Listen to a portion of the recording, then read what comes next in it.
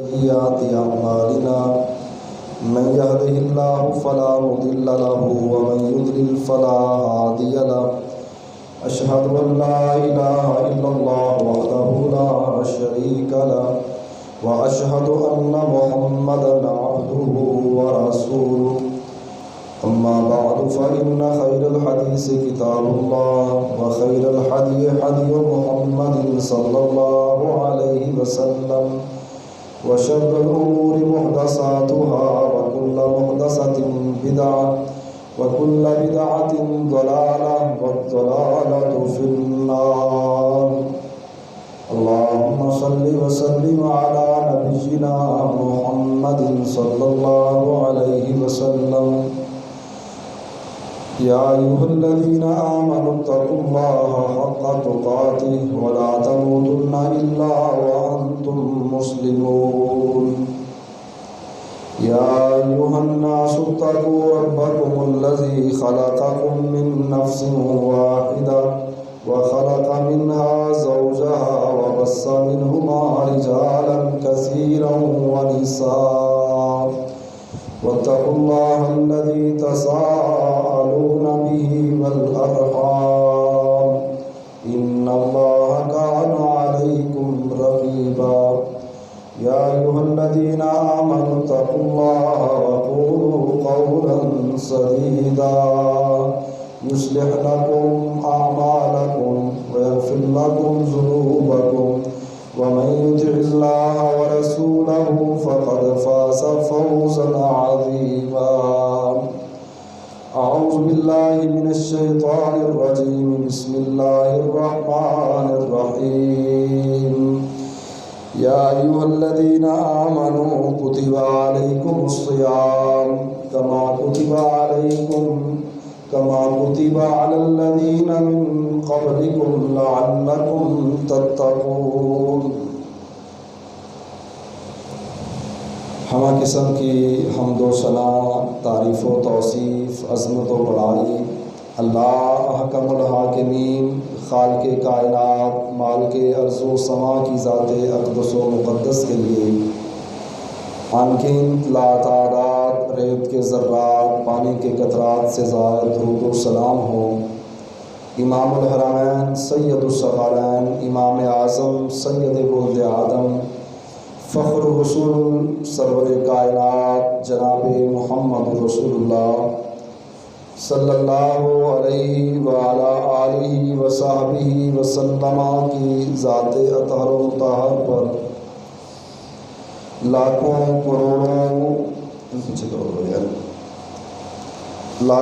کروڑوں رحمتیں ہوں حضرات صحابہ کرام، تابعین، تبع تابعین، محدثین، علماء اور فقہاء کی قبروں پر جن کی کوششوں اور کاوشوں سے دین حق ہم تک پہنچا.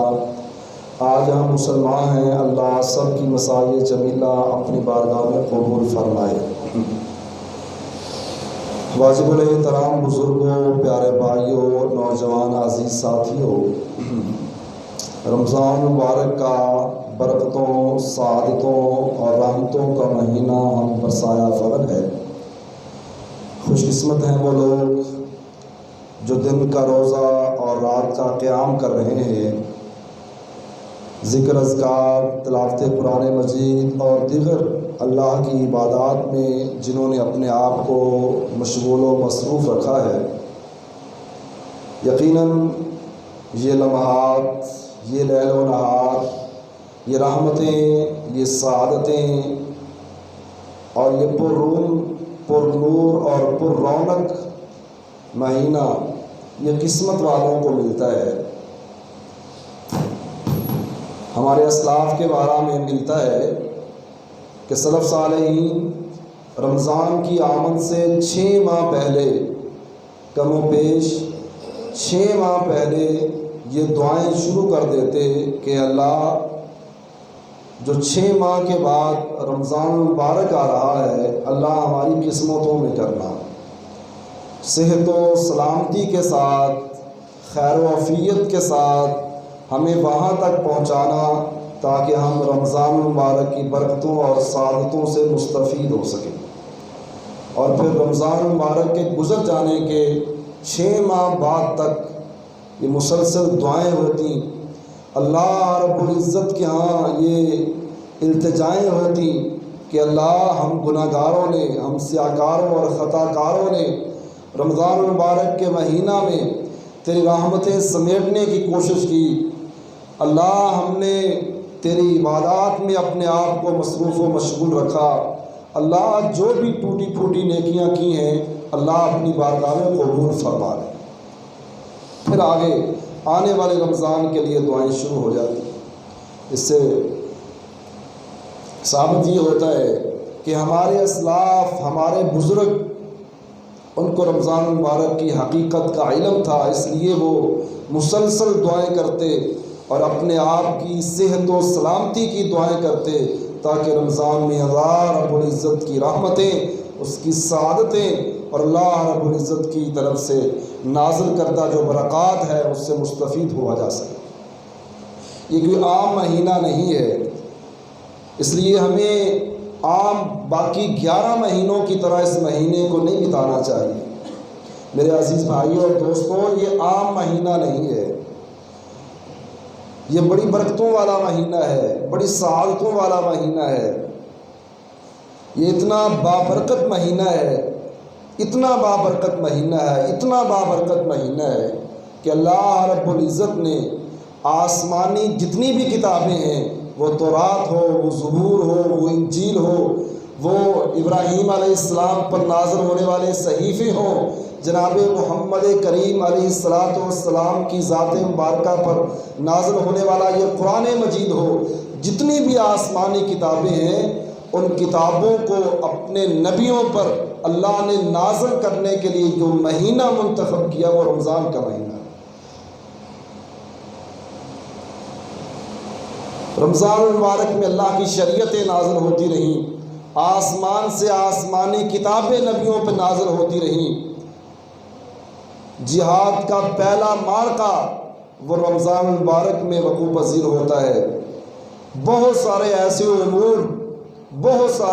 امور جو رمضان المبارک میں اللہ رب العزت نے وہ نازل کیے ہیں اور امت مسلمہ کو، امت محمدیہ کو یہ درس دیا ہے کہ یہ مہینہ کوئی عام مہینہ نہیں ہے۔ نبی مکرم صلی اللہ علیہ وسلم، آپ کے ساتھی، آپ کے صحابہ، صحابیات، اولین مسلمان مومنین، ان کی زندگیوں کو، ان کی سیرتوں کو پڑھ کے دیکھیے کس قدر اہتمام ہوتا تھا رمضان المبارک کا، کس قدر جستجو ہوتی، اسٹرگل، کوشش ہوتی اپنے رب کو راضی کرنے کے لیے، اس لیے کہ جو رمضان کے مہینے میں بھی اپنے رب کو راضی نہ کر سکا اس سے بڑا بدقسمت دنیا میں کوئی نہیں ہے۔ میرے عزیز بھائیوں، یہ بات ہمیشہ اپنے ذہن میں رکھیے گا، دنیا کائنات میں رب سے بڑا کوئی نہیں ہے، فرشتوں میں جبریل سے بڑا کوئی نہیں ہے، اور انسانوں میں محمد کریم علیہ السلام سے بڑا کوئی نہیں ہے۔ مجھے بتلائیے جس انسان پر اللہ کی، جبریل امین کی، خود اللہ کے رسول کی لعنت ہو جائے وہ انسان کبھی کامیاب ہو سکتا ہے؟ تصور بھی نہیں کیا جا سکتا۔ نبی مکرم صلی اللہ علیہ وسلم فرماتے ہیں کہ اس انسان پر اللہ کی لعنت ہے، اس پر جبریل کی لعنت ہے، اس پر میں محمد صلی اللہ علیہ وسلم کی بھی لعنت ہے، جس کی زندگی میں رمضان آیا ہے، یہ رحمتوں، برکتوں، سعادتوں کا مہینہ آیا ہے، لیکن اس کے باوجود اس نے اپنے آپ کو جنتی نہیں بنوایا، اس نے اپنے آپ کو جنت کا مستحق نہیں ٹھہرایا، جنت کے حصول کی کوشش اور جستجو نے کی، رمضان المبارک کے آنے کے باوجود بھی وہ اپنے رب کو راضی نہیں کر سکا۔ منبر پر اللہ کے رسول بیٹھنے کے لیے آگے بڑھتے ہیں، آمین کہتے ہیں، صحابہ پوچھتے ہیں اللہ کے رسول آپ پہلے تو آمین نہیں کہا کرتے تھے۔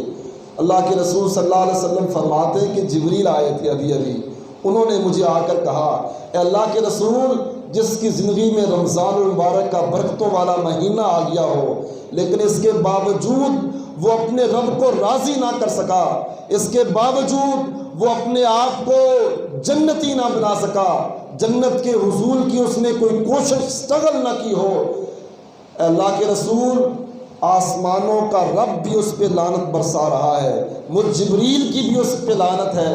اللہ کے رسول فرماتے ہیں صحابہ میں نے بھی کہا آمین کہ مجھ محمد کی بھی اس پہ لعنت ہے صلی اللہ علیہ وسلم۔ اللہ ہم سب کو محفوظ فرمائے۔ حتی الامکان کوشش کرنی چاہیے کہ 11 مہینوں کی طرح یہ مہینہ نہیں گزرنا چاہیے۔ ہماری صبحیں، ہماری شامیں، ہمارے دن، ہماری راتیں اسی روٹین میں، اسی غفلت والی زندگی میں نہیں گزرنے چاہیے۔ تبدیلی آنی چاہیے، چینج آنا چاہیے ہمارے روٹین کے کاموں میں، ہماری جستجو میں، اسٹرگل میں، کوشش میں، ہماری جد و جہد میں، اللہ کو پانے میں، دین کے قریب آنے کی جو ہماری کوشش ہے وہ ضرور اس مہینے میں ہونی چاہیے۔ اس لیے کہ جس انسان نے اس مہینے میں بھی اپنے آپ کو نہ سدھارا وہ کبھی نہیں سدھرے گا۔ جب شیطان جکڑے ہوئے ہوں، جب جہنم کے دروازے بند ہوں، جب جنت کے دروازے کھلے ہوئے ہوں، ایسے پر نور موقع پر، ایسے قیمتی لمحات میں بھی، ایسی پرفضا ماحول میں بھی اگر کوئی شخص اپنے آپ کو گناہوں سے نہ بچا سکا، اگر اپنے آپ کو دین کے قریب نہ کر سکا، ایسے پر نور موقع پر، ایسی پرفضا جو ہے نا، ایسی عظیم فضا میں اگر کوئی انسان اپنے آپ کو نمازی نہ بنا سکا، اللہ کے ہاں جھکنے والا نہ بنا سکا، تو کس موقع پہ وہ اپنے آپ کو اپنے رب کے قریب کرے گا؟ جہنم بہت ہولناک ہے، اس کی ہولناکیاں سنیں انسان کے رونگٹے کھڑے ہو جاتے ہیں، انسان چیخیں مارتا ہے، انسان تنہائی میں بیٹھ کر تصور کرے کہ یہ جہنم جس میں جہنمیوں نے جانا ہے، انسان کے رونگٹے کھڑے ہو جاتے ہیں، دل و دماغ کھولنے لگ جاتا ہے۔ لیکن اگر اس سے واقع نفرت ہے، اگر اس جہنم سے واقع بچنا چاہتے ہیں، اپنی کوشش میں، اسٹرگل میں، جستجو میں، اپنی سوچ اور فکر میں آپ سچے ہیں، تو آئیے اس رمضان مبارک کی ہر رات اللہ رب العزت ہزاروں لوگوں کو اس جہنم سے آزادی کا سرٹیفکیٹ دیتے ہیں۔ 12,000 وزیر اعظم کی طرف سے مل رہے ہیں، رش دیکھیے کیا وقت ہے، کیا حیثیت ہے۔ جہاں تھوڑا بہت راشن تقسیم ہو رہا ہو، لوگوں کا رش دیکھیے کیا رش ہوتا ہے، لوگوں کا ہجوم دیکھنے میں آتا ہے، اتنا ہجوم تھوڑی سی چیز کے لیے، لیکن کائنات کا رب رمضان مبارک کی ہر رات لاکھوں کروڑوں لوگوں کو جہنم سے آزادی کے سرٹیفکیٹ دیتے ہیں۔ اس کے باوجود بھی اگر ہمارے گھر کے مصلے خالی ہوں، ہم نیند میں ہوں، ہم اپنی پوری جستجو کے ساتھ سوئے ہوئے ہوں، تو ہم سے بڑا بدقسمت کوئی نہیں ہے۔ یہ رمضان آیا ہے، باقی مہینوں کی طرح اس نے بھی گزر جانا ہے۔ آج 7واں روزہ ہے، کل کی بات ہے، کبھی ہم آخری جمعہ پڑھ رہے ہوں گے، آخری روزہ افطار کر رہے ہوں گے۔ زندگی جو 40-50 سالہ پہلے گزر گئی ہے، اس نے بھی گزر جانا ہے، لیکن اس رمضان کو، آنے والے 21-22 دنوں کو اپنی زندگی کے آخری دن تصور کر کے، اس رمضان کو اپنا زندگی کا آخری رمضان تصور کر کے آئیے کوشش کیجئے، اسٹرگل جستجو کیجئے، اپنے روٹھے ہوئے رب کو منا لیجئے۔ اس لیے کہ اگر آپ اس جستجو کے ساتھ آئیں گے، اپنے رب کے سامنے اپنا ماتھا، اپنی پیشانی رکھیں گے اور کہیں گے اللہ میں بڑا گناہ گار تھا، بڑا سیاہکار تھا، غلطیاں کوتاہیاں مجھ سے ہو گئی تھیں، اللہ میں تیرا بندہ ہوں، تیرے گھر میں آیا ہوں، تیرے در پہ آیا ہوں، اپنی پیشانی کو بھی اللہ میں نے تیرے سامنے رکھ دیا ہے، تیرے سامنے ٹیک دیا ہے، اللہ جو ہوا سو ہوا، اپنا رب ہونے کا ثبوت دیجئے، میں نے اپنے بندہ ہونے کا ثبوت دیا ہے، اللہ تو رب ہو کر مجھے معاف کر دے، میں انشاءاللہ آئندہ شریروں کے شر سے محفوظ ہونے کی کوشش کروں گا، اللہ تیرے دین پر چلنے کی کوشش کروں گا۔ اللہ اس انداز سے معاف کریں گے۔ تمہاری 40-50 سال کی زندگی میں جتنے بھی گناہ ہوں گے صرف معاف نہیں ہوں گے، اللہ ان سارے گناہوں کو، ان ساری غلطیوں کو اللہ رب العزت نیکیوں میں تبدیل کر دے۔ مجھ سے غلطی ہو، قاری صاحب سے غلطی ہو، بھائی وقاص سے غلطی ہو، کسی سے وہ غلطی کوتاہی ہو جائے، کولیگز دیکھتے ہیں، آس پاس کے لوگ دیکھتے ہیں جس کے ساتھ میں نے کچھ کیا ہو غلطی، اس کے بارے میں مجھ سے کوئی غلطی ہوئی ہو، وہ مجھے معاف بھی کر دے۔ لوگ معاف نہیں کرتے، اور لوگ معاف بھی کرتے ہیں، دل میں رکھتے ہیں، موقع پہ بتلاتے ہیں کہ ہاں یہ وہی ہے کہ فلاں موقع پر اس نے ایسا کیا، اب یہ حاجی نمازی اور پرہیزگار بنتا پھرتا ہے۔ لیکن رب کے دربار میں آئیں، کسی کو بتانے کی ضرورت نہیں ہے، دو چار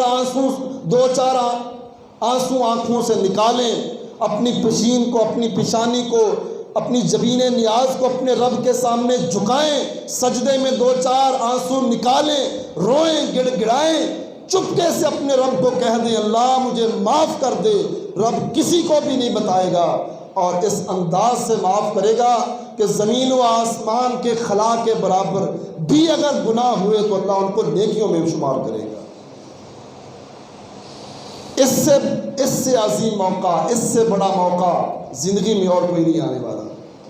آئے دن لوگ اس دنیا سے جا رہے ہیں، اس موذی مرض کی وجہ سے لاکھوں لوگ لقمہ اجل بن چکے ہیں، اور ہر بندہ اپنے تائیں پریشان ہے، اضطراب کا شکار ہے، ادارے پریشان ہیں، لوگ پریشان ہیں، جماعتیں، افراد پریشان ہیں، گھر میں بچے، بوڑھے، جوان پریشان ہیں، مائیں بہنیں پریشان ہیں، اور پھر رمضان کی بابرکت اور سعادت یہ لیل و نہار بھی ہمارے سامنے ہیں۔ اس اضطراری کیفیت میں، اس پریشانی کے عالم میں، اور رمضان مبارک کی بابرکت ساعتوں میں بھی اگر ہم نے اپنے روٹھے ہوئے رب کو نہ منایا تو اس سے بڑا موقع اور کوئی نہیں آئے گا ہماری زندگی میں۔ اتنا بڑا رمضان کا اتنا عظیم مہینہ، سمپل سی بات اللہ کے رسول نے کہی، من قام ایمانا واحتسابا غفر له ما تقدم من ذنبه۔ سچے دل کے ساتھ جو شخص لا الہ الا اللہ پڑھ کر ایمان کی حالت میں اپنے رب کو راضی کرنے کے لیے رات کا قیام کر لیتا ہے، رمضان کی راتوں میں اللہ زندگی کے سارے گناہوں کو معاف کر دیتے ہیں۔ من صام ایمانا واحتسابا غفر له ما تقدم من ذنبه۔ پیغمبر فرماتے ہیں جو آدمی ایمان کی حالت میں اللہ کو راضی کرنے کے لیے اس رمضان کے دن کے روزے رکھ لیتا ہے، اللہ اس کے بھی زندگی کے گناہوں کو معاف کر دیتے ہیں۔ ہر رات اللہ لوگوں کو جہنم سے آزادی کے سرٹیفکیٹ دے دیتے ہیں۔ اتنا عظیم مہینہ ہے، اتنا عظیم مہینہ ہے۔ کائنات کے امام فرماتے ہیں ایک روزہ جو انسان اللہ کو راضی کرنے کے لیے رکھتا ہے، ایک انسان اچھے تندرست صحت مند توانا گھوڑے پر بیٹھے 70 سال اس گھوڑے پر وہ سفر کرے، جتنا وہ سفر کرے گا ایک روزے کی بدولت اللہ رب العزت اس روزے دار کو اتنی مسافت کے بدلے جہنم سے دور کر دیتے ہیں۔ ابھی بھی اگر کوئی جہنم میں جلے، رب کے عذاب کا شکار ہو، جہنم کی ہولناکیوں کا سامنا کرے، تو اس سے بڑا بدقسمت کوئی نہیں ہے۔ اللہ روزے دار سے بڑی محبت کرتے ہیں، بڑا پیار کرتے ہیں۔ اللہ نے اس روزے دار کے لیے اپنے اصول تبدیل کیے ہیں۔ پتہ کیا ہے؟ طہارت اللہ کو پسند ہے، خوشبو اللہ کو پسند ہے، صفائی اللہ کو پسند ہے، لیکن اللہ رب العزت نے اس روزے دار کی محبت میں، اس کی عقیدت میں، اس نے جو اپنا تعلق اللہ کے ساتھ جوڑا کہ ساری کائنات دیکھ بھی رہی ہو، نہ بھی دیکھ رہی ہو، یہ تاریکیوں میں بھی ہو، یہ کمروں میں بھی ہو، یہ گھر میں بھی ہو، یہ جہاں کہیں بھی ہو، ایک قطرہ بھی پانی اپنے حلق سے نیچے اتارنا، یہ سمجھتا ہے کہ میرا اللہ دیکھ رہا ہے۔ اتنی محبت اور پیار جس انسان کی طرف سے اللہ کے ساتھ ہوتا ہے، اللہ پتہ کیا کہتے ہیں؟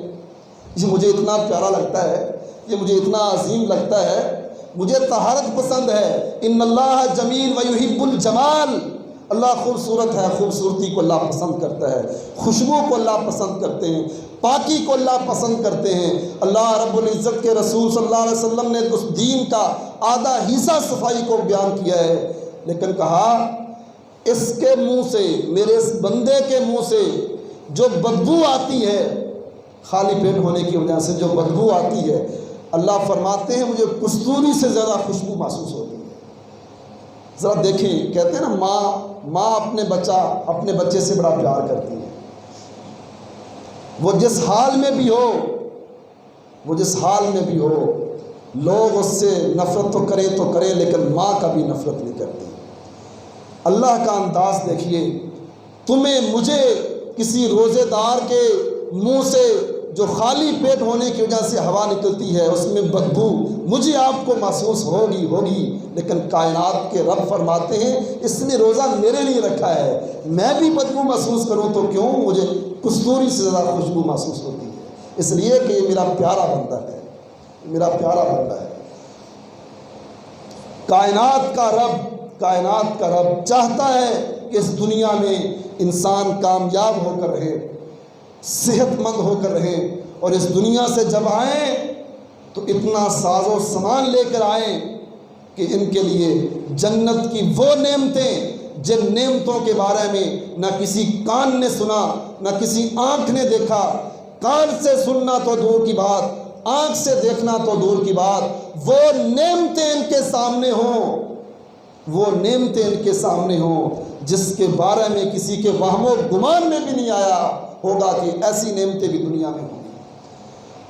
اور اس کے لیے ہماری کوشش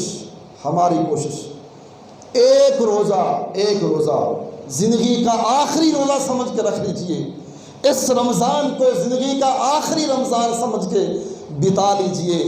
دیکھیے آپ کی زندگی میں، ہماری زندگی میں، ہمارے معاشرے کے افراد کی زندگی میں کتنی خوشحالیاں آتی ہیں۔